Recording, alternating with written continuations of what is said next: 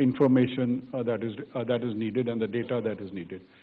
And double deflation means that we are deflating the input side and the output side with separate deflators based on the products that are actually being used on the input side and the output side. We could not do double deflation earlier because that granularity of data was not there. If I can also mention that in the earlier series, we were using around 180 deflators. Now we're going to be using somewhere around 600 odd deflators, which reflects the granular deflations, and there are a mix of both CPI and WPI. Let me again reiterate, we don't use headline numbers in any case anywhere. The second issue which had been raised periodically is the discrepancy which was there between the production side estimates and the expenditure or the consumption side estimates. In the new series, we will be publishing supply use tables regularly, which will ensure that the discrepancies are eliminated. It's not only just reduced, they're eliminated because there'll be clear supply use tables going ahead. Coming to the numbers, you would have seen now I'm talking of the base, that is at 22-23, the year 22-23. What are the major changes? At the overall level, as per the revision of numbers, the 11-12 base had the GDP of 22-23 at 268.9 lakh crores. In the new base, there's a reduction of about 2.9% at 261.2 lakh crores. Why has this reduction happened? The sector-wise detailing has been given. In the primary sector, there has actually been an increase of 6.1%, and this reflects essentially two aspects. One is that there has been a significant reduction of diesel in the agriculture sector and replaced by electricity, and more so by solar electricity. And this is an impact of the PM Kusum scheme. So that means that the value added available to farmers has increased because of reduction of the fuel costs for farmers, and that's a direct increase of farmers' income, and it's reflected out here. And the second reason is that there has been a shift to more value-added agriculture, fruits, vegetables, dairy, fish, and which is also shown in the household consumption. The consumption has increased.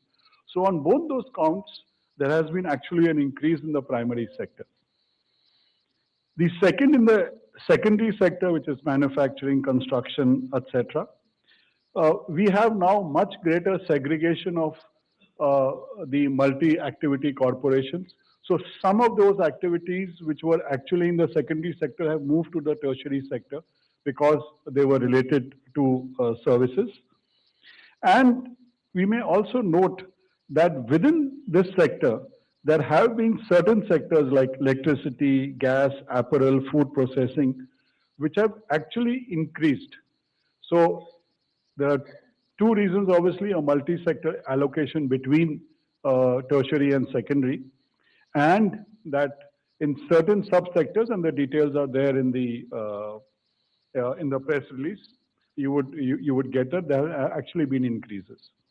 And the third is that in the tertiary sector, which captures a lot of the also unincorporated or the informal sector, we have annual surveys available which show that greater granularity of data is available, which is getting reflected. But I may mention that one sector especially has shown an increase of nearly 10% value added, and that's the housing sector, which reflects that an own developing services, that the number of people living in their own houses has substantially increased, reflecting an impact of schemes like PMAY, where housing and housing-related services, people staying in their own houses, which has led to this increase. Details, of course, we can discuss. The financial sector has also seen an increase, and that's because there's an expanded coverage of the dynamics of the non-banking financial companies. This is now coming to the growth rate of 23-24. As you would see, there is an overall reduction in the growth rate, in the real growth rate of 23-24, which partly is due to the base effect changes that are happening. Uh, in the primary sector, it is more or less what was projected earlier. In the secondary sector, in fact, the double deflation has led to an increase in value added, which was one of the issues that used to be raised, that perhaps lack of double deflation is in a way expanding numbers. It's perhaps the reverse. And tertiary sector too, there is a slight correction in the secondary sector, which is essentially related to we having now surveys to have captured data so much more effectively. Even in that, there are certain sectors like trade, services, repair, air transport, where the numbers have actually increased. 24-25, there is actually a bump up in the GDP figures to 7.1% from the earlier 6.5 by an overall 0.6%. This reflects that, sorry, I haven't changed. Sorry, I've gone.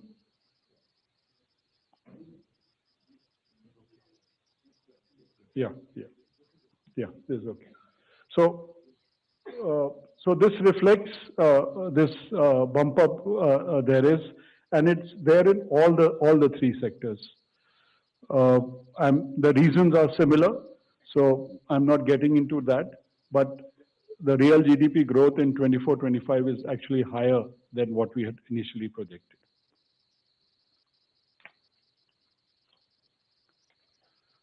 This is the share of the broad sectors. As you can see, the primary sector is actually increased by 2%, which is for the reasons I had mentioned, which is reflected from the 22-23 data and change in the series. On the expenditure side, this is the share of private final consumption. I would just like to mention the fact that gross fixed capital formation has consistently stayed high at around 31%, which reflects also the focus of the interventions that have been done over time. These are the revised quarterly estimates, both in terms of lakh crores and the nominal GDP estimates. Sorry, both in real and nominal. The Q3 figure is a new figure which was not there earlier. Q1 and Q2, we had the 2011-12 figures. Q3 is coming out at 7.8% with a nominal growth in Q3 at 8.9%. If you would compare, you would see that there's some changes in the nominal also, which reflects the impact of the double deflation, which has broadly been positive. And finally, these are the new series annual estimates. If we look at 23-24, it is at 7.2%. 24-25, the first revised estimates are at 7.1%. And the second advanced estimates are at 7.6% compared to 7.4%, which is what we had mentioned in early January when we had released the first. You would see that in all the 3 years, last 3 years, the growth rate, real growth has been over 7%.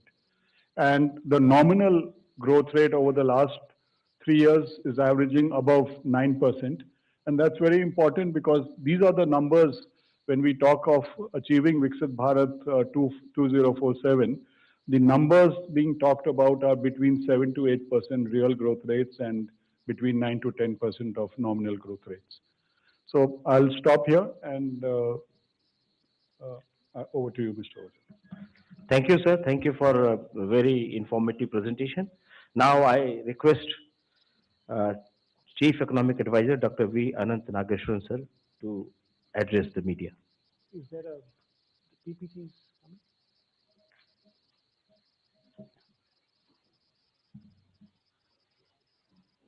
Thank you. Thank you, Dr. Saurabh Garg. Respected friends from the media, colleagues, thank you very much. And Dr. Saurabh Garg has shared with you the methodological changes, the revisions, and how the performance of the economy has been in the last 3 years, plus the first 3 quarters of the current financial year. We normally do this presentation also every quarter. So we are going to basically take off from what he has said and share a few slides on how we see the 26, 27 numbers look like in the light of all these revisions, and also the fourth quarter, given how the high frequency indicators have performed in the month of January, etc. So this slide, I don't need to repeat what Dr. Saurabh Garg showed. On the left side, 3 consecutive years of plus 7% GDP growth, which I kind of also corroborates and vindicates our revision to the potential GDP of the economy to 7% or around that number. On the right side, what you see is the comparison of India's performance with several other economies. As we have been noticing in the post-COVID era, the sustained non-inflationary expansion of the Indian economy has held up, not only in absolute terms, but also in relation to how others have been doing in the post-COVID era, where they're also struggling with the rising public debt and lower growth, etc. And in terms of the gross value addition growth rate, we are seeing, as again, this is a repetition of what Dr. Garg presented. We are showing most of these numbers on the left side in terms of growth rates and constant prices, and the share of GDP on the right side in current prices. So the growth rates of agriculture sector on the blue and the services in green color and the manufacturing, those numbers tell their own story. The manufacturing growth rate has been quite exemplary in the last 3 years, and the share of GDP broadly remaining the same, with agriculture going up slightly, and these are as in the current price series. Services sector is slightly down. And if you look at the growth rates of various expenditure components on the left side, private consumption, government, capital formation, exports and imports are shown on the left side. And in general, broadly speaking, by simply eyeballing these numbers, you can see the growth rates of investment have held up. These are basically, let's remember that the FY26 numbers are second advanced estimate. We still don't have the full year's numbers. So based on this, what we are seeing is that overall the private consumption growth rate is quite resilient. Rural consumption has been quite strong. Urban consumption is recovering on the back of the direct and indirect tax relief provided in the course of calendar year 2026, and so on.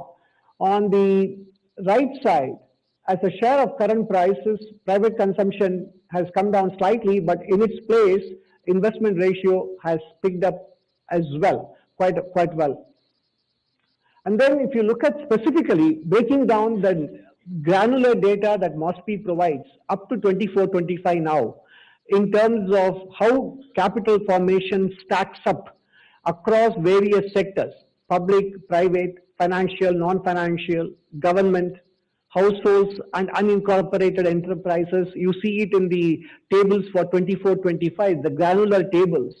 So we are seeing that in 24-25, private non-financial corporations investment in machinery and equipment. We are segregating, there are 3 components that MoSPI gives, real estate, machinery and equipment, intellectual property products, etc. There are 3 subdivisions of the overall investment in GFCF, capital investment. We focus only on machinery and equipment.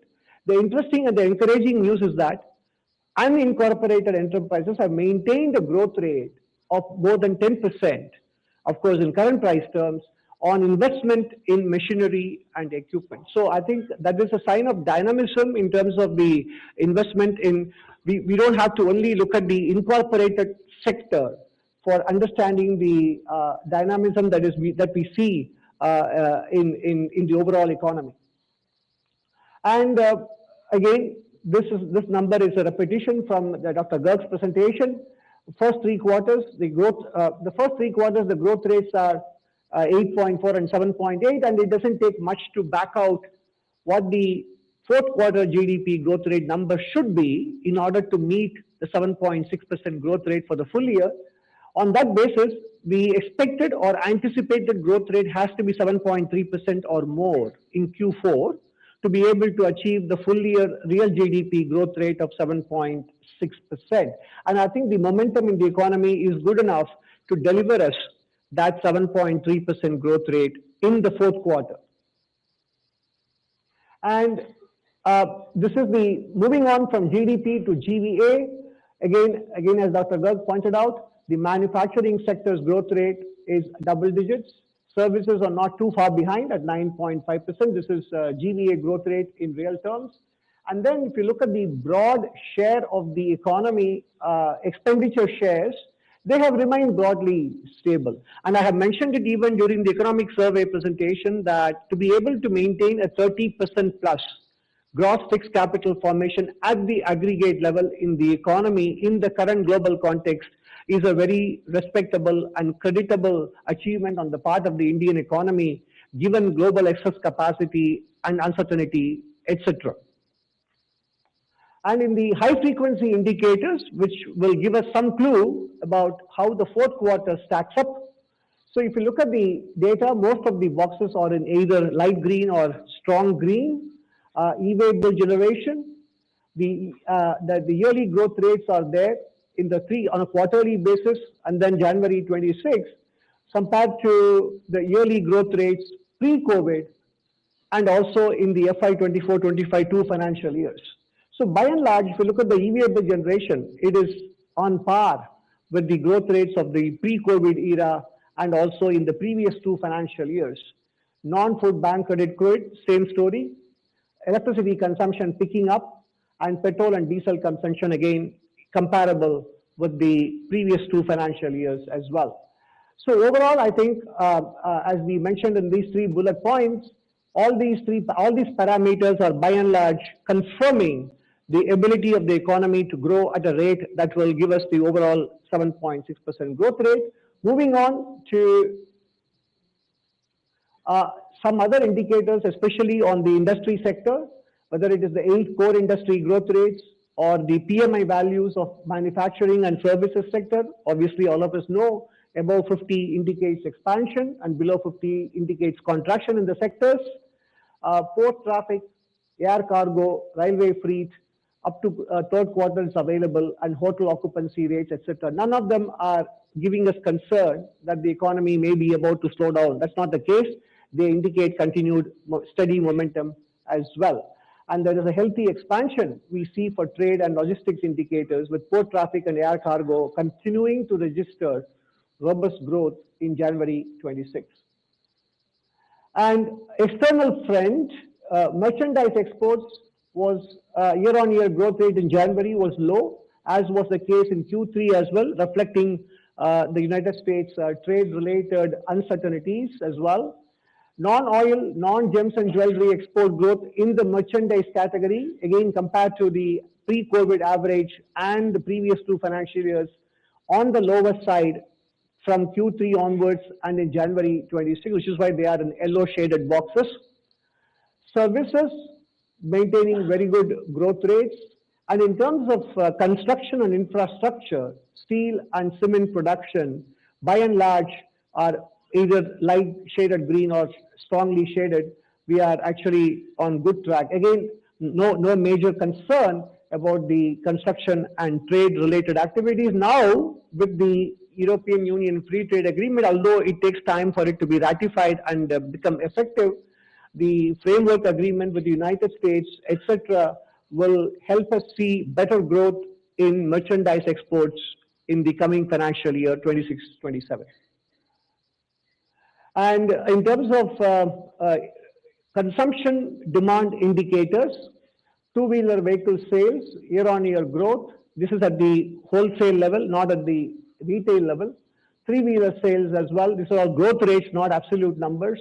And in comparison to the previous years, and domestic tractor sales growth, they are absolutely mind-boggling growth rate numbers, attesting to the robustness of rural demand. But again, as I mentioned, urban demand is also on the mend as we speak. Urban demand, again, UPI transaction volume growth, 27.7%. Domestic passenger vehicle sales, after a strong growth in Q3, continuing with 8% growth in January, the month of January as well, much better than the previous two financial years, and domestic air passenger growth after two tepid quarters picking up in January. As I mentioned, that's why I said urban consumption is on the mend. So overall, the outlook for the economy, it continues to maintain strong growth, supported by broad-based activity. Favorable supply-side conditions, including robust Rabi sowing, comfortable food grain stocks, and easing global commodity prices are expected to keep inflation low and stable. So if you put the first two bullets together, we're talking about the post-COVID highlight of the Indian economy has been sustained non-inflationary or moderate inflation growth. That combination is expected to continue in 26-27 as well. Fiscal consolidation on track in the light of the 22-23 base year GDP revision, nominal GDP being lower by roughly by about 12 lakh crores or so. The estimated fiscal deficit for 25-26 will now be 4.5%, but other indicators such as primary deficit, revenue deficit, or effective capital expenditure or capital expenditure to GDP ratios, they all remain broadly unchanged. So in that sense, the GDP revisions do not alter the fiscal trajectory that the union government is on at this point. And improved policy certainty resulting from successful trade agreements, including the India-US framework deal and the India-US trade agreement, will support exports and also stabilize capital flows going forward, which at the gross level have actually been improving in terms of FDI numbers. And also if you take a look at the February numbers so far, or FPI flows, they appear to be reversing. And considering the issues that the stock market in the United States is now beginning to factor in terms of AI exposure, I think India, from what was seen as a handicap in 2025, the lack of an AI story in the Indian capital markets may actually turn out to be an advantage when it comes to 2026 in terms of capital flows. That is something to keep in mind. So the economic survey had projected a real GDP growth range of 6.8 to 7.2% on January 29th. We were waiting for the benchmark revisions to come through.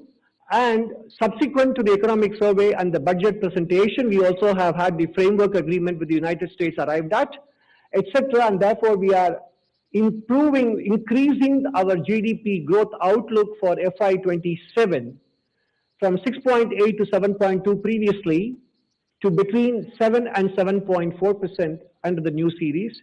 We are actually, at the moment, we feel that the risk is on the upside in this range. That is, the economy is more likely to achieve a number closer to 7.4% rather than 7%. Of course, global uncertainties are the downside risk factor to keep in mind. So that concludes my supplementary remarks to what Dr. Garg presented, and he will conclude this presentation. Thank you very much.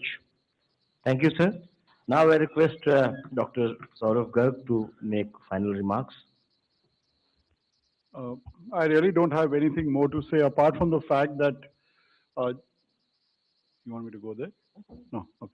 Apart from the fact, just wanted to mention that this process has taken us about 2 years, and we had different expert committees, in fact, 5 expert committees, and nearly 50 odd experts from other ministries and from outside the government. So I just want to place on record our appreciation and thanks to all those who gave time for this revision of work, and which has been an extremely technical exercise. And the National Accounts Division within the Ministry of Statistics, led by our DG, Mr. Santoshi, Mr. Kundu, and 2 of them, DGs, Rajiv Kumar and Brijender are here, Shubhra and Rajesh, they must be there, there they are. And all the others, I just want to thank all of them, and just, if you can join me and in thanking the extreme work that put up by all these. Thank you. Now, floor is open for questions. I'll take number 2.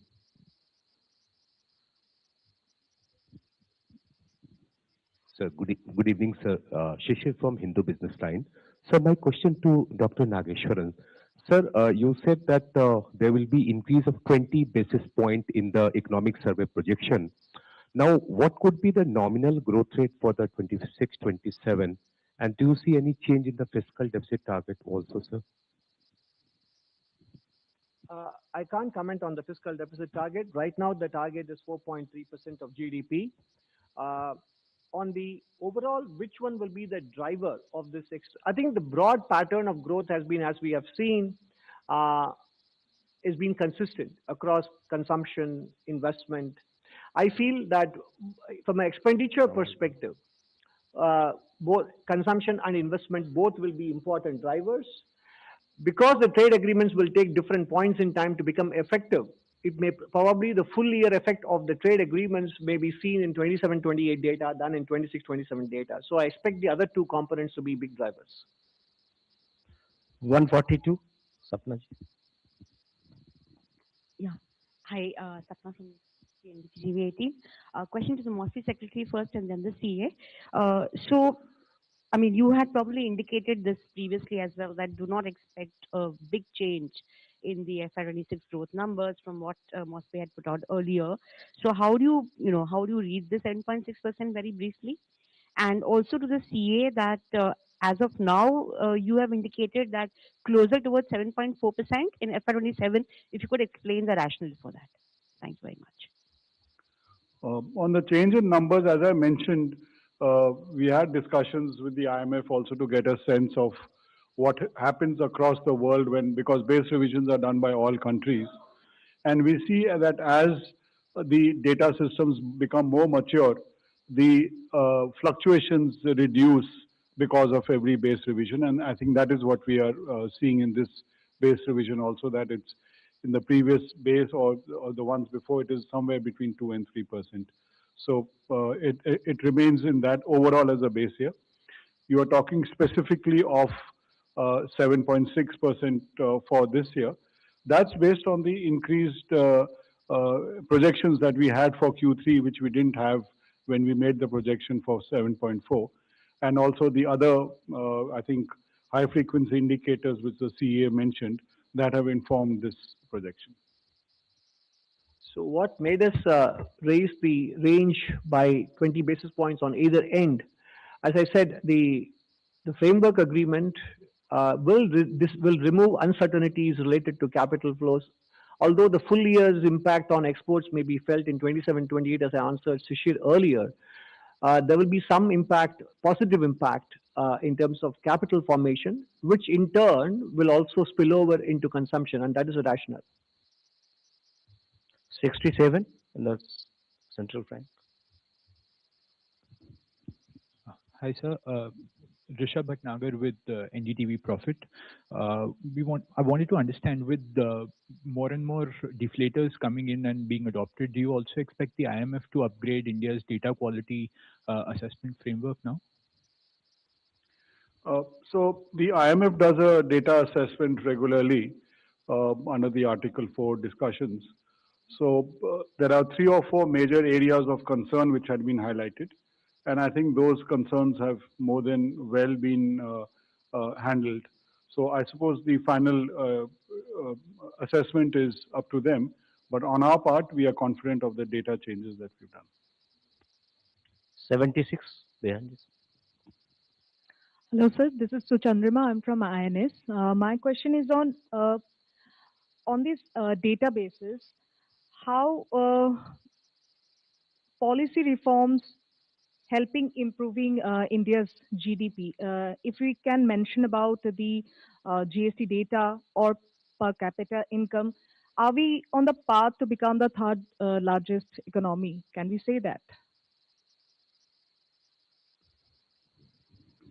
So I think what we are doing is we are ensuring that the data capture is so much more accurate, and that the picture of the economy which the GDP presents is a much more robust and accurate picture. Where these numbers will actually lead, that's the numbers themselves will say. I don't have any comment on that. 26, Sorry. Uh, yes, we are on course to becoming the top three or the top four largest economies in the world. There is no doubt about that. It will happen in the course of the next few years. Our growth rate post COVID has been probably one of the best, if not the best in the world, especially among G20 economies. But naturally, whether a particular relative position is reached or not will also depend on many other factors like the exchange rate, which in India's case did not go in our favor in 25-26. That will naturally have an impact. So the timing, given global uncertainties, given what happens to exchange rates and the growth rates in other countries, could be variable. The timeline could be varied depending on these parameters. But to be able to, as I mentioned, what we need to focus on is on aspects in our control. Both the policy and the reform direction are both paving the way for sustained non-inflationary growth of at least 7% in real terms and 10 to 11% in nominal terms in India. And because of uncertainties related to capital flows, etc., the exchange rate had an had a depreciating year in calendar year 2025. With these agreements, trade agreements, and as I mentioned in my remarks towards the end, with the concerns that are now emanating related to the current state of the AI ecosystem in India, what was once considered a drawback in 2025 could actually turn out to be India's strength from a second mover advantage perspective. So all those things will improve capital flows, stabilize the exchange rate, etc., which will then mean that the dollar value of the Indian GDP will reflect better the true underlying performance of the Indian economy in rupee terms in the years to come. 26. So this is Deepak Mandal from New Indian Express. Sir, given the fact that the FY 25-26 numbers have been revised, nominal GDP growth rate has been revised, will we become a 4 trillion economy at the end of this year, or the fourth largest economy as we were all expecting?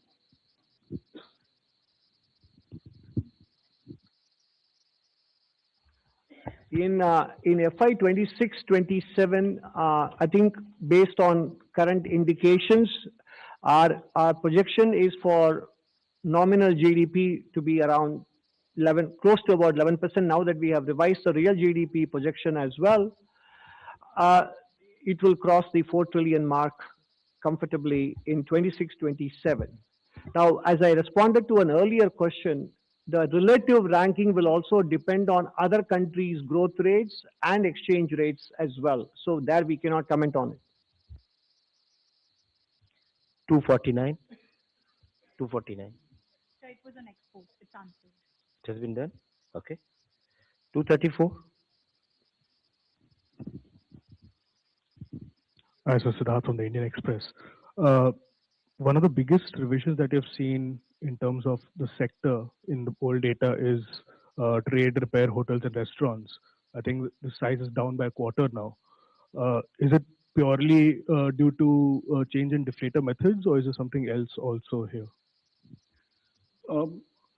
It's one of the main reasons is the fact that that we now have detailed surveys available, the ASUS and the PLFS. And given that large proportions of this sector may be part of the informal sector, so given the better data sources we have, it's a much more robust estimate that we've been able to produce. 24. Sir Alok from CNBC आवाज sir मेरा सवाल ये है कि जिस तरह से economic survey के डेटा से 20 बेसिस पॉइंट का रिवाइज किया है सर ने तो इस तरह से जो हम लोग उम्मीद कर रहे थे कि दिसंबर तक दुनिया की तीसरी बड़ी इकोनॉमी भारत बन जाएगा क्या हम और जल्दी बन सकते हैं क्या इसके पीछे रीजन जैसे आपने बताया कि एक्सचेंज रेट और दूसरे देशों की भी इकोनॉमी थोड़ा सा इसको समझाएं sir I think I responded to this question earlier as to why we increased these numbers by 20 basis points because of lower uncertainties related to capital flows and partially due to expected improved export performance, which in fact will be more visible hopefully in 27-28. So these are the reasons why we revised the range from 6.8 to 7.2 to a new range of 7 to 7.4 in real terms. 45. Manoj. Thank you, sir. Sir, my question to Secretary. Please introduce yourself, Manoj. Manoj Kumar from Reuters, sir. My question to Secretary and CA, sir. Sir, now we have a new base year for inflation and GDP, and we have the data like for last few years. So do you think that with the food inflation weight coming down in the new series, so is it time to have a new target for inflation from 2 to 6%? Does it need revision? One. And secondly, sir, my question is like this estimates on this per capita estimates that we have given like for 24, 25. So it shows like nearly over 9% growth in nominal terms in per capita for 24, 25. So how, looking at the number, like, so from the first advanced estimates, the population for 25, 26 was like estimated at nearly 142 crore versus 140 crore in the previous year. So how do we see per capita growth, per capita income growth, sir? How we see that, like, so how would you see that debate going on, particularly in, as you mentioned about the dollar, in dollar terms, it seems that our per capita income still remains around less than $2,200 in 24, 25. Thank you. On the inflation target, I think there's a separate institution that handles it, so it's not prudent for us to comment on that. But all I can say is that we have a much more up-to-date CPI, which reflects the consumption patterns of the people presently. So you have a robust, much more robust estimate to base it on.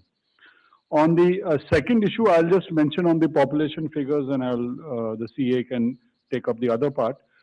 The population figures, we use an updated figure based on Health Ministry's projections. And given the fact that now registration of births and deaths is near universal, the estimates are very, very robust.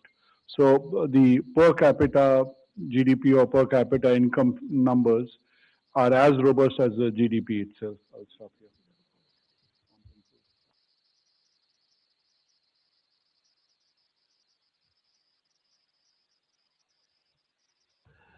So on the inflation target, again, as Dr. Garg pointed out, the RBI is in the process of concluding its consultations with stakeholders.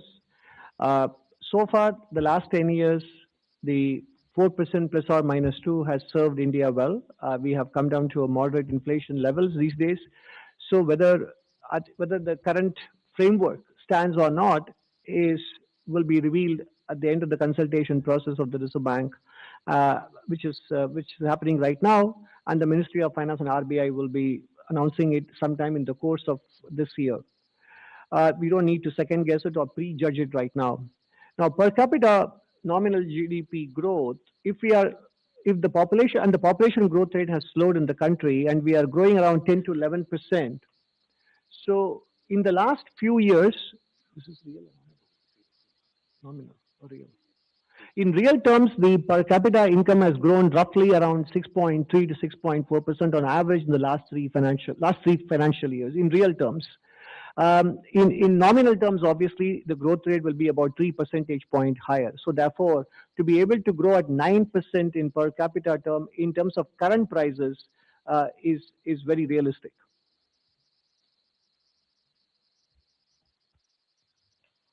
And the final question is number 4.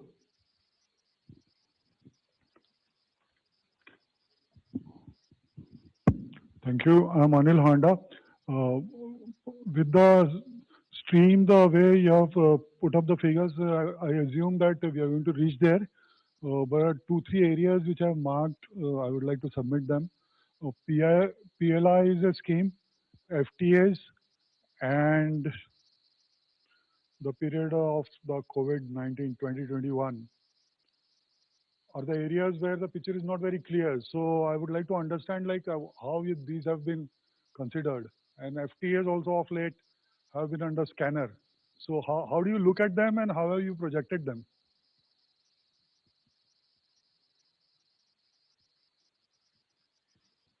I have a few more submissions if you like to take. Question is though.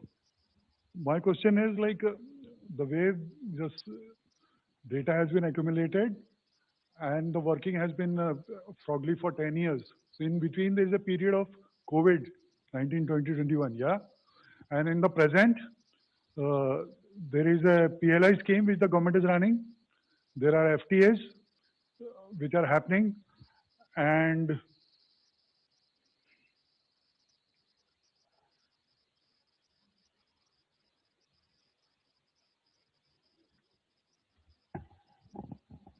there's a parallel economy which would be changing from time to time. So if you have not considered or considered these things. First of all, for the back years, the FAQ document that MoSPI has put out is clearly given a timeline as to when they will be releasing the historic time series, which will cover the COVID years and even further beyond that, back all the way back to 1951. So during that disclosure, which will come sometime towards the final quarter of the calendar year, then you will be able to see how the COVID years have been reflected in the new series.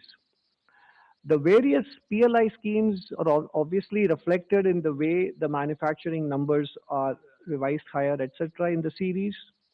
And the free trade agreements we have done so far with UK, which is yet to be ratified and made effective. Same is the case with the European Union, and the United States Framework Agreement will happen hopefully before mid-March as indicated. So all these bigger trade agreements with bigger geographical zones are still, their effect still lies in the future. And therefore, as I said, the full effect of all of those trade agreements, that's why I repeated in several responses that they will be reflected in 27-28 data. Thank you. Thank you, everybody. Thanks a lot.